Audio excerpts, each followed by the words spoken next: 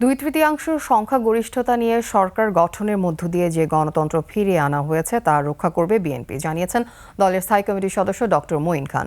নরসিংদীর 5টি আসনে নির্বাচিত সংসদ সদস্যদের নিয়ে বিএনপির প্রতিষ্ঠাতা ও সাবেক রাষ্ট্রপতি জিয়াউর রহমানের সমাধিসৌধে শ্রদ্ধার পর তিনি এসব কথা বলেন।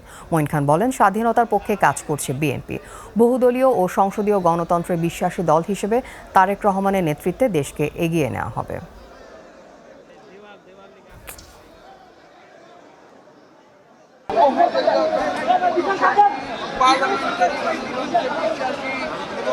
সেই বিশ্বাসী হয়ে আমরা সামনের দিকে এগিয়ে যাব।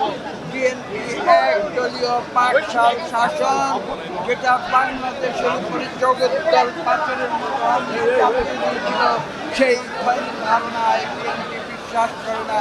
বিএনপি জনগণের শক্তিতে বিশ্বাস করে। আমরা প্রতিহিংসা রাজনীতিতে বিশ্বাস করি না। আমরা বাংলাদেশে গণতন্ত্র ফিরিয়ে এনেছি। এই গণতন্ত্র এবং বাংলাদেশের স্বাধীনতা আমরা রক্ষা করব।